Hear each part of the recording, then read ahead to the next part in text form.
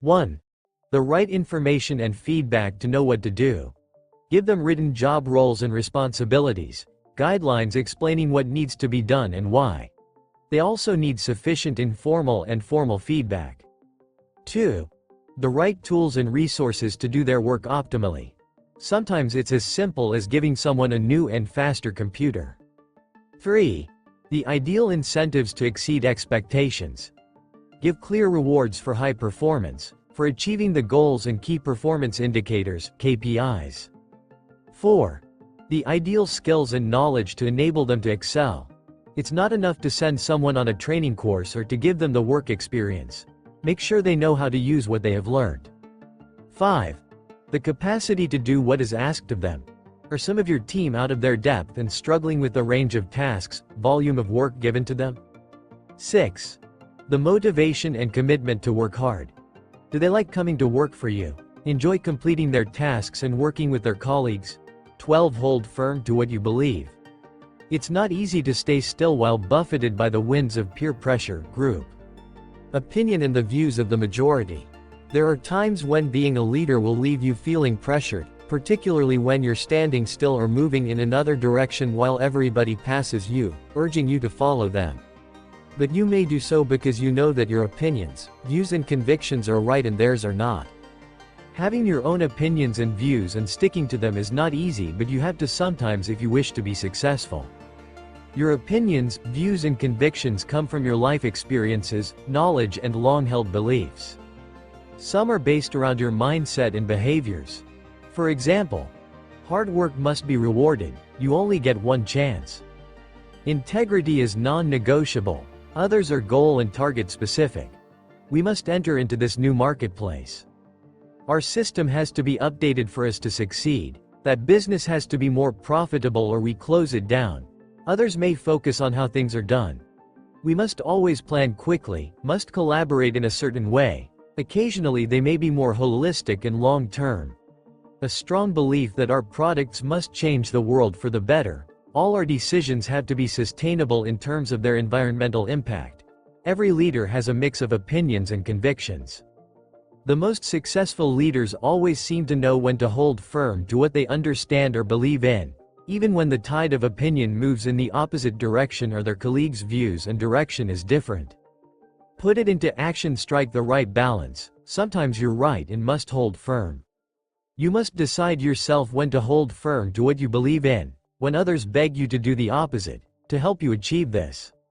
Listen and reflect upon the opinions and convictions held by your colleagues and try to understand where they're coming from. Analyze and reflect upon your own thinking and have an open mind about whether it's right to hold onto your opposing views. When you decide that you need to hold firm, prepare to explain your feelings, logic and reasoning. This can help justify your own views and increase your chances of winning others over to your thinking. Some people may struggle to understand and accept your views, particularly when they are diametrically opposed to their own beliefs and thinking. They may get upset with you. Try to accept this and not allow it to negatively impact your working relationships. Over time, people may come to recognize that you were right to hold firm. And sometimes you may be wrong. Remember, nothing is permanent. Your convictions evolve and change as you gain more insight, information, experience and wisdom. You may have moments when you realize that a particular belief or assumption you held strongly is wrong and what you thought to be true is no longer the case. Admit it with humility to colleagues and openly embrace your new thinking, belief or view. 13. Master office politics. Being a leader is like playing snakes and ladders, never knowing when you will fall down the snake or rise up a ladder. Nearly every leader I have coached has spoken about their struggles with different kinds of internal politics and of needing to survive when colleagues play games with each other. One leader recently spoke of feeling worn out trying to survive internal political struggles within her company, describing her work environment as a jungle, where colleagues would do whatever it took to gain resources and recognition, some colleagues no longer on speaking terms and some having already resigned. Perhaps you have experienced internal politics yourself, such as your reputation being muddied by colleagues gossiping about errors of judgment you're accused of making, a colleague choosing to not warn you about serious problems with a project you're leading, another department passing the buck. Claiming to bosses that it's your team at fault, when you know this is not true, before a budget planning discussion. Discovering that colleagues have been sneakily making arguments to the head of finance behind your back about why their departments and not yours deserve extra headcount next year. Another business unit transferring a team member to your area with glowing references, neglecting to say that she was a poor team player. Realizing that your boss is showing extreme favoritism to certain colleagues, which is negatively impacting upon you and your team. To be a successful leader, you need to become used to such scenarios. Build up the experience and sense to know when and how to speak up and challenge, and when to keep quiet to avoid making a fraught situation worse. Put it into action. Be a master navigator. Navigating your way through internal politics is not easy. You'll need all of your soft skills, in particular being able to influence, speak up, face conflict, communicate clearly, give clear feedback and be assertive. In addition, never immediately jump up and down and assume the worst. When a colleague does not tell you something important, you might be tempted to angrily speak up, assuming that their silence was deliberate and intended to put you in bad light. Don't do it. Perhaps they had simply forgotten. Instead, calmly explore and check what is actually happening and what people's real intentions are. Choose your battles. Learn to work out when to let go of something, to not speak up, defend, justify or complain. Think carefully before doing the opposite and getting involved in an attempt to right a wrong. Stop an inappropriate behavior or set the record straight, perhaps to clear your name or show that your team is performing a task well when accused of the opposite. Keep your ears open and use your intuition to sense when an issue with a colleague might be brewing. For example, they may be starting to treat you differently to normal and now seem to avoid you or hold back from sharing ideas with you. Don't react negatively. Do the opposite and spend more time connecting with and befriending this colleague. You may be able to warm up the relationship rather than leaving it to go cold. Maintain a healthy and positive relationship with your own boss.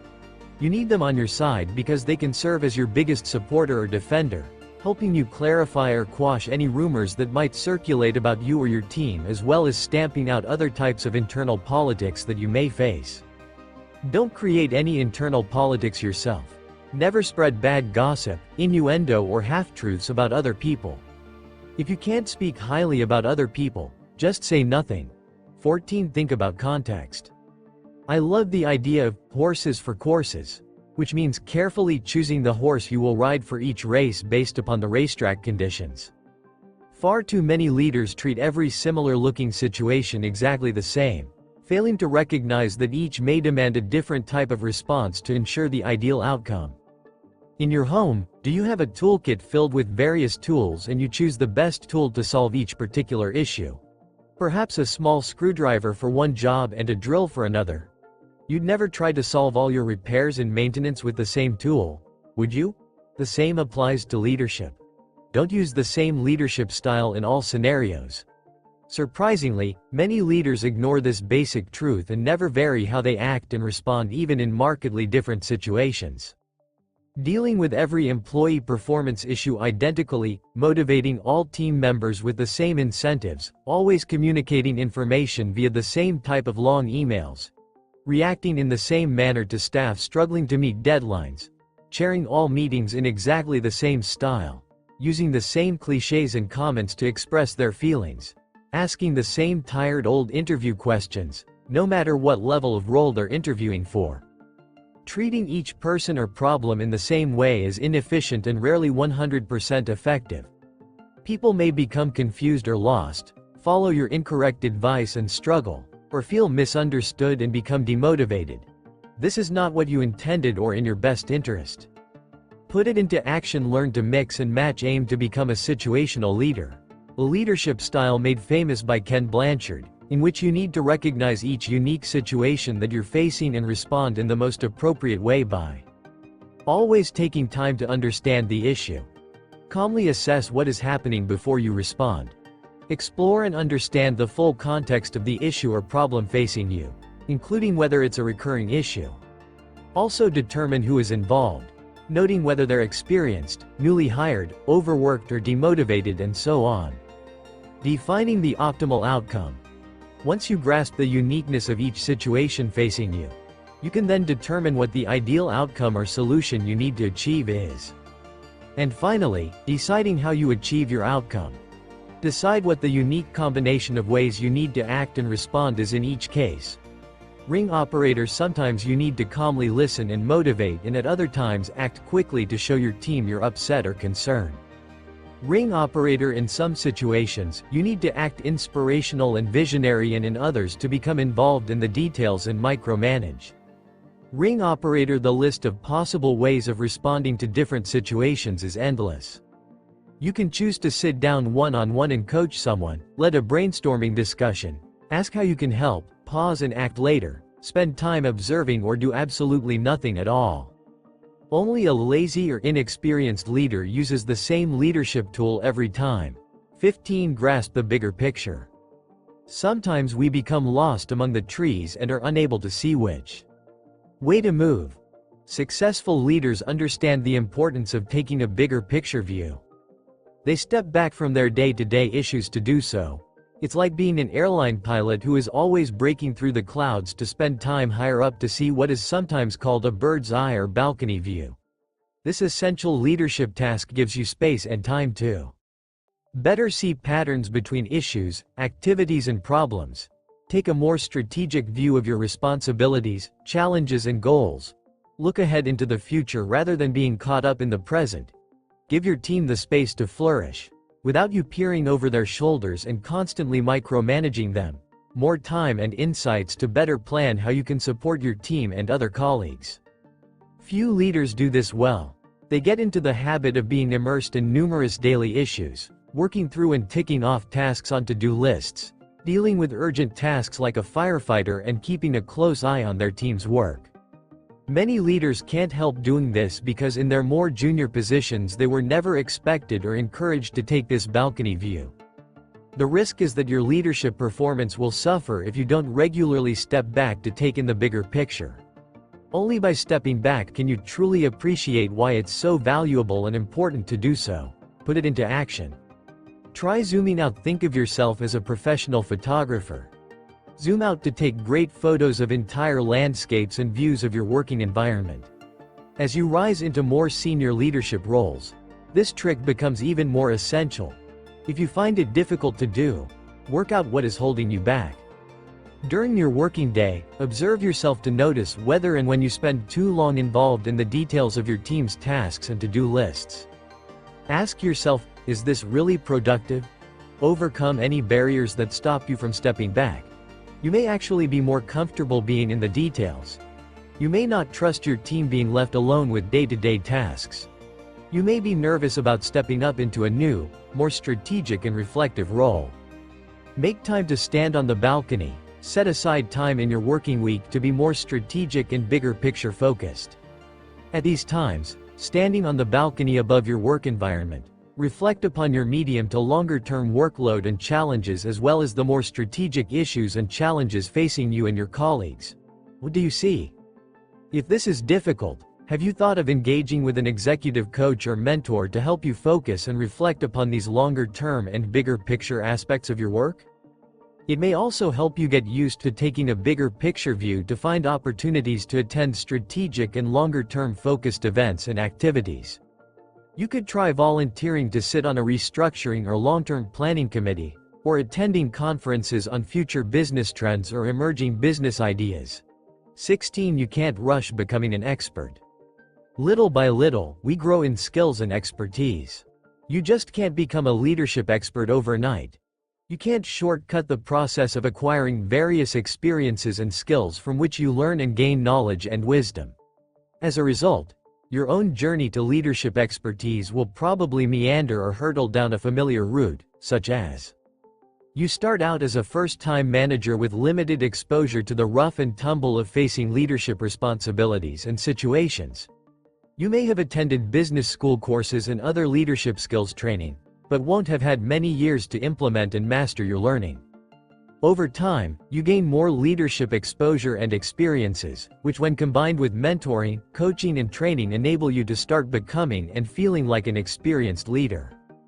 Until, Hey presto, one day you're viewed as an expert and are being asked to mentor others and to be a keynote conference speaker at company events, with people queuing up to hear you share your wisdom. This journey to becoming an experienced leader takes time and patience. In today's culture of everything being on demand, this is not easy, and we can easily forget that becoming expert at something takes time and that being able to quickly learn something does not make you an expert. Some young leaders mistakenly think merely having an MBA makes them skilled in leadership, ignorant that genuine expertise can only be gained through repeated real-life experiences. If you start prematurely thinking you're an expert, you risk becoming overconfident and likely to think you can take on more than you're capable of. This risks you making big mistakes that may even badly damage your career. Be careful. Put it into action. Patiently follow a leadership development plan. Create your own leadership development plan and break down your annual goals and actions by month. This will encourage you to constantly learn new things, reflect upon your successes and struggles, seek and act upon feedback, ask others to mentor you. Every leader needs a development plan, even if you were already running a successful business. Today's technology startups often have very young founders and CEOs.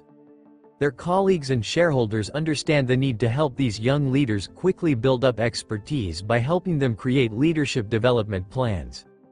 These might include providing the leaders with all kinds of tools and support, including having experienced and older mentors. Be humble about how much you know. Always be open about the gaps in your own knowledge and experience. We all have such gaps. When facing different business and leadership challenges, recognize what is new to you and where you may lack experience or understanding. Don't worry about this. It's okay and expected that you be honest. Where you know you're not yet an expert, try responding to others by saying, "Actually, I am not clear how to deal with this issue. I am not sure. Who will have a better idea about what is going on? I should know what to do, but I am a bit confused. Let me reflect and sense." Check with others. How well am I understanding this problem? Being humble and honest in this way is an essential leadership strength, particularly when you're being promoted faster than you're able to gain expertise, which is becoming increasingly common. 17 leaders are servants. It's their success, not yours, that matters, nothing more and nothing less. Your role as a leader is to serve others in support of their own needs, aims and goals. It is not about focusing on your own successes and place in the history books. This concept of servant leadership may not be familiar to you, but has been around a while and was first written about back in the 1970s by the American leadership expert and author, the late Robert K. Greenleaf. The central point about being a servant leader is that you put your own success and needs to one side and focus on the needs and ambitions of your followers and other stakeholders. The benefits of doing so include colleagues working with and under you feel more valued, listened to and appreciated, and as a result will be more motivated, engaged and energized. Your customers and suppliers experience better interactions when working with your team members, which translates into more client loyalty and closer supplier relationships. This selfless attitude of putting the needs and ambitions of others first can transform you both as a leader and a person. You become less competitive and stressed as you focus less on yourself and more on your team and colleagues. You keep your ego in check and stop needing to always come out on top, for example by winning arguments or dominating discussions in meetings. Consistently acting in this way enables you to become a true team player as you encourage your team members to contribute, be heard and to have the credit. You are more open and generous, for example willing to freely share ideas and let others run with them. Put it into action little by little. Become a servant. All leaders need to have their own needs, motivations and ambitions recognized and valued, and to seek job promotions, salary increases and bonuses. Nobody is suggesting that you stop doing this and become a pure servant leader. The secret is to continue being the way you are, but to make more space for the needs of other people by exhibiting a degree of selflessness. When facing key choices and decisions, get into the habit of taking what I call the selfishness test by asking yourself, in this situation, whose needs am I primarily focusing on, my own or those of my team members and colleagues? Review your answers to this question, and then decide whether you've got the balance right. Sometimes your own needs come to the fore and at other times those of other people dominate. Hopefully, on many occasions, all of your needs will align. Become more a we and less an I leader when reviewing your work. Don't ask yourself, what have I achieved? Think instead in a more collaborative fashion by asking, how have I helped my team, colleagues and/or organization to excel and prosper this week? Or, together, how are we excelling, growing and being motivated? Practice this way of thinking for a few months. You should find yourself becoming less of an I person and spending more time in the we space. Colleagues will hopefully notice this difference. Ask them if this is the case. Hopefully, you'll receive some very positive feedback. 18. Watch out for biased thinking. We rarely see the factual truths. Instead, we find ourselves staring at our own distorted image of the facts. The next time you make an important decision, do so at your peril. We live in an increasingly complex and volatile work environment where it's not easy to know what is actually happening. This is not helped by heavy workloads, including inboxes stuffed with emails and diaries crammed with meetings. How can you give sufficient time and focus to analyzing, checking, reviewing data and information so you can arrive at accurate conclusions? Even when we are sure that we've been thorough, we still risk making incorrect decisions and coming to the wrong conclusions. Here are some typical examples. A new colleague acts very open and helpful during their first week of work in your office and you assume they will always be trustworthy. B. You disagree with your company's decision to develop a new product and keep finding reasons to prove you're right, letting everyone know, I told you so, when you find evidence to confirm your thinking. C. Your team member is struggling to complete a piece of work and asserts that it's not their fault, and then blames other colleagues. D. You're over-optimistic about the chances of your project team finishing their tasks on time, while another colleague thinks the opposite and is convinced that the team will always be late to finish such work. E. Your boss has invested much time and energy into opening a new subsidiary and is now unable and unwilling to accept that it was a mistaken investment decision and that the new business should be closed down. F. Your team are keen to implement a new system simply because they observe many other departments doing the same thing, even though they know that there are few business benefits. G. You win a new large client with a proposal that contains new fee terms. Given this client win, you decide to always use this same winning fee proposal format in all future client bids. Put it into action. Start understanding what is really happening. Learn from your mistakes. And don't stop there. Learn from those made by others too. Start to understand the ways in which biased thinking may be clouding your judgment. Look again at the examples from the previous page.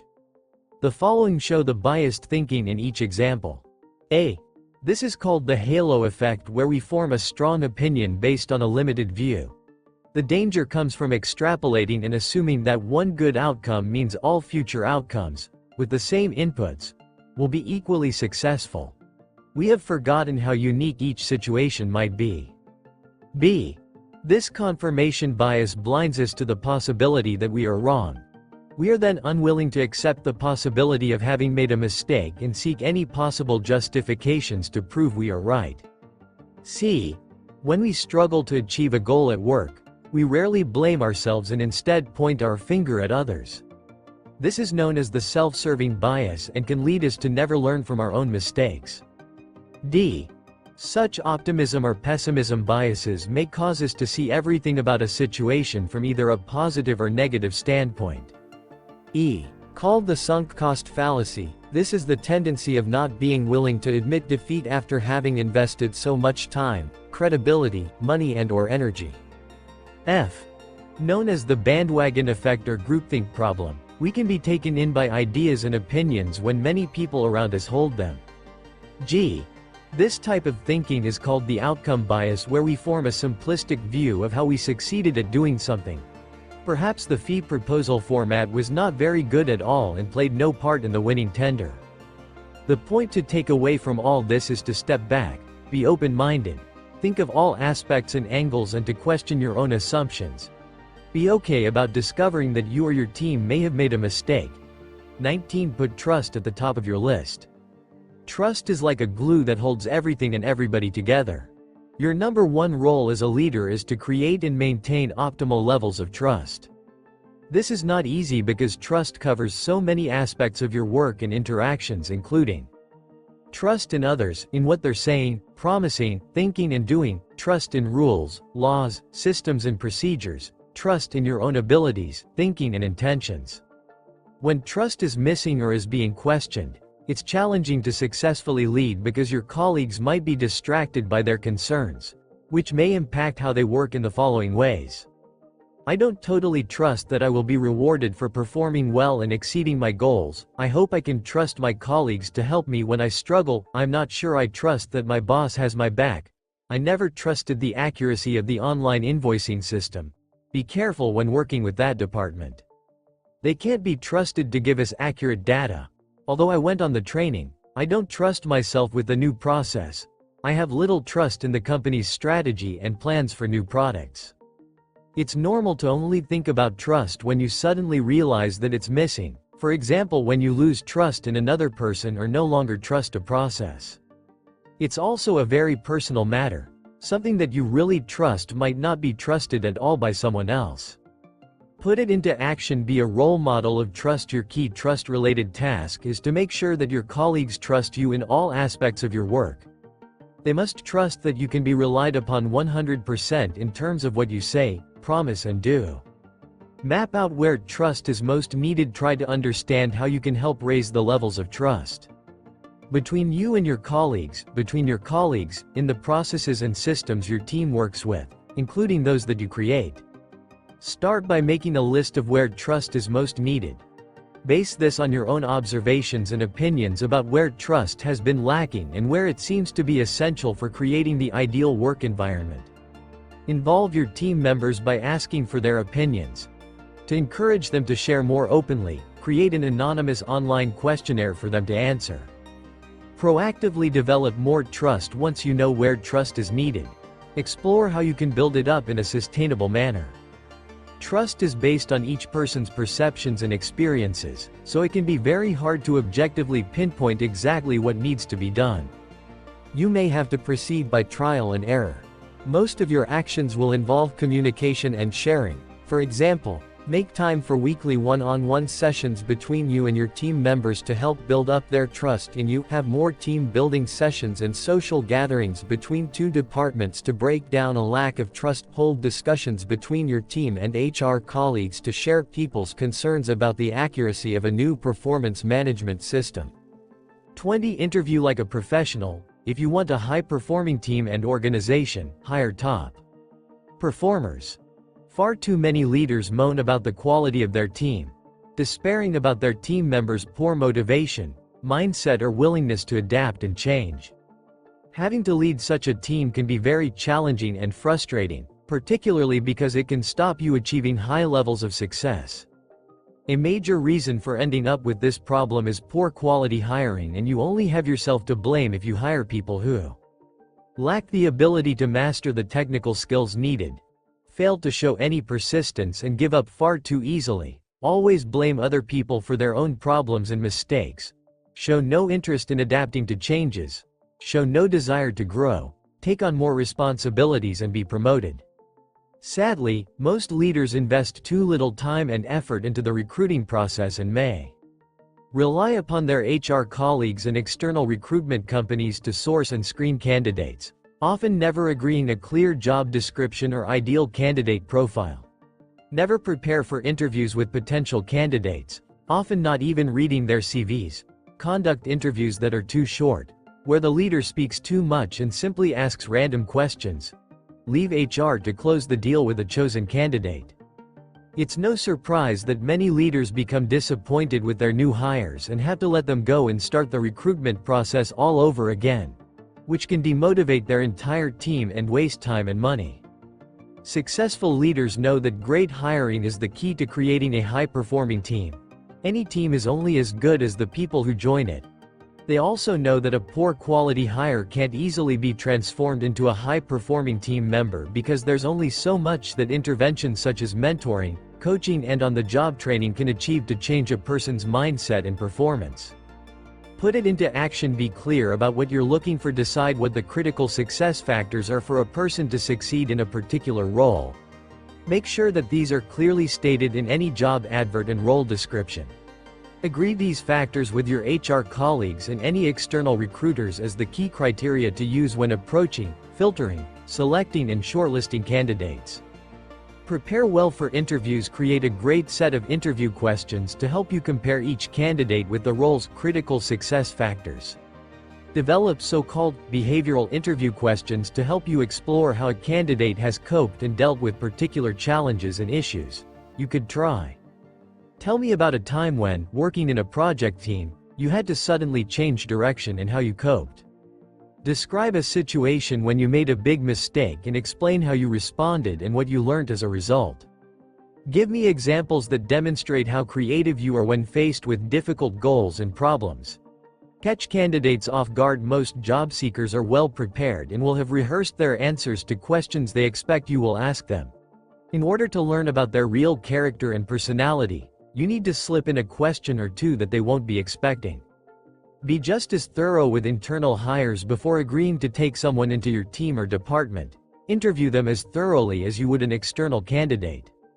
21. Keep up in a fast-changing world. Working life has become so volatile and uncertain. You could compare it to trying to remain seated while riding a rodeo bull. We live in a world of dramatic change and transformation, aptly referred to as the age of accelerations by the New York Times columnist Thomas L. Friedman. Industry disruptions, business revolutions and exponential changes are becoming commonplace, with leaders worrying about what will be the next Uber or Amazon business model that could suddenly appear and destroy their businesses. This speed of change is so dramatic that your leadership experiences and skills may quickly seem obsolete in the face of new challenges. You need to expertly take your teams, stakeholders and organization forward in a so-called VUCA, volatile, uncertain, complex and ambiguous world. The volatility is the result of events and situations changing faster than ever before, caused in part by new real-time processes and data processing. The uncertainty stems from this volatility, with it becoming harder to know what is actually happening today or tomorrow. Thanks to technology, we have allowed everything to become more complex than in the past. All of this rapid change and complexity makes it harder to understand what is actually happening, with problems and solutions being less clear-cut and more ambiguous. As a leader, you're allowed to feel lost, confused and even stressed by all of this. But your challenge is to become a successful leader despite all this noise. Put it into action. Turn VUCA to your advantage to successfully navigate through your own VUCA business environment. Follow this advice, which is expanded upon in later chapters. Let go to make space for the new. What you thought or did yesterday might not be needed or even appropriate for the challenges facing you tomorrow. You have no choice but to be open-minded and humble enough to embrace the unknown, and be ready to learn, understand and adopt newly needed thinking and ideas. Spend time in sense-making. Accept that events, problems and situations may not be as easy to understand as in the past. Together with your team, be ready to invest time in exploring and brainstorming sessions to help you all make better sense of everything. Be comfortable when feeling unsure and lost. As a leader, you may feel that you should have all the answers and be certain of everything. Unfortunately, it's no longer possible to give your teams or even yourself clear direction, comfort or certainty. Have the courage to face unexpected challenges, no matter whether you're facing a small business issue or something as big as a new Uber entrant wiping out a taxi's monopoly. It's okay to feel uncertain and to struggle to know how best to respond. The key is to face each challenge as best you can rather than ignoring it and hoping the problem won't be major and will simply go away. 22. Try an executive coach. Being coached is rather like openly and confidentially talking to your bathroom mirror, which listens attentively and asks some really insightful questions. Being coached is all the rage. I don't know of any global and well-known leader who has never sought the help of an executive, leadership or career coach. These are not like sports coaches who shout instructions from the sidelines of the pitch. They're experienced individuals who provide coaching that is a combination of being a transformative process for personal and professional awareness, discovery and growth, and the expansion of possibilities. Definition from the International Association of Coaching. A professionally guided process that inspires clients to maximize their personal and professional potential. Definition from the European Mentoring and Coaching Council. Such a coach confidentially helps a leader sense check how they could deal with any number of challenges, whether these are people management problems or behavioral and mindset issues. You could ask a coach about anything at all that will help you be a successful leader, such as how to deal with your overcritical boss, succeed in your new and complex role, inspire your team, create more balance in your work and life, lead with more stature and gravitas, turn your vision into reality, manage some older and demotivated team members, become more assertive and extrovert. The coach is not there to give you black and white answers, but to help you arrive at your own conclusions and plans, to help you see things in a clearer and new light. Put it into action. Find a coach you're comfortable with. Your HR colleagues will normally find a coach for you, and your organization will fund the cost. Try to meet at least 2 possible coaches in what are referred to as chemistry meetings. During these initial meetings, you're able to assess how comfortable you feel with both coaches and how well you sense that they understand you and your challenges. Allow yourself to find value in being coached. Only by experiencing coaching can you discover its benefits. Why not start with 2 to 3 coaching sessions spread over a few months, with each session typically lasting 1 to 2 hours and spaced out at 1 per month. During each session, leave your office and meet your coach in a quiet and relaxing location. Bring to the coaching sessions your bag of topics that you want to reflect upon with the hope of discovering the perfect way to respond, solve or succeed. Be ready for a conversation which might feel alien. The coach will, in confidence, listen to you deeply, show empathy, ask you lots of questions and encourage you to share your feelings, dreams, fears, goals and concerns. 23 Project Passionate Positivity. We all prefer to work in the sunshine surrounded by sunflowers rather than to toil under dark and cloudy skies. Successful leaders create and maintain very positive working environments because this positivity translates into improved profitability, customer satisfaction and employee engagement. Studies confirm this. One by the University of Michigan and published in the Journal of Applied Behavioral Science found that positive and virtuous leadership and team practices help an organization to excel for 3 reasons.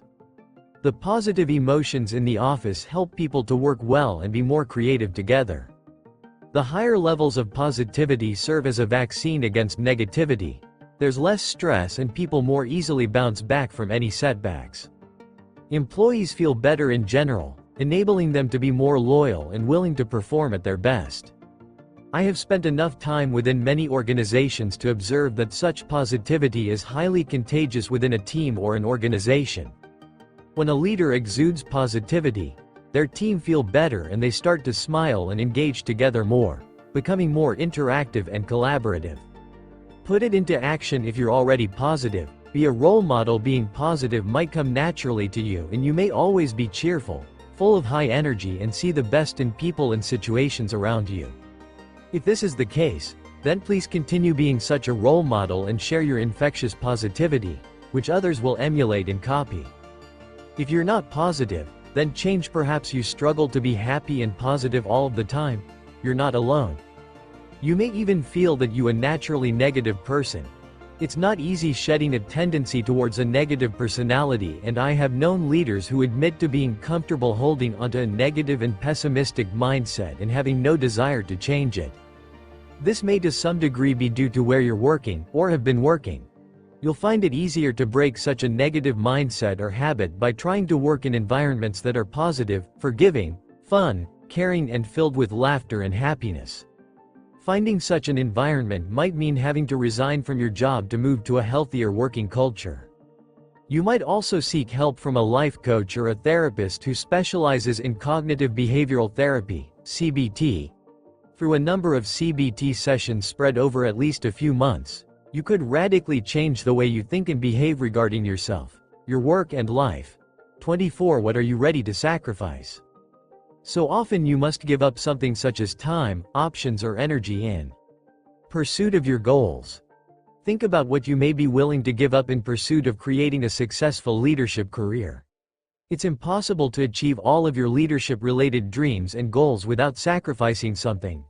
Examples of sacrifices that leaders have to make include: time is the most common, given that you only have a finite number of hours in each day and you can't be in all places at once.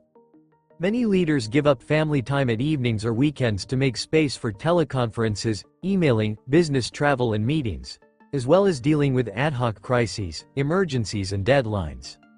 Letting go of the past is also a common sacrifice.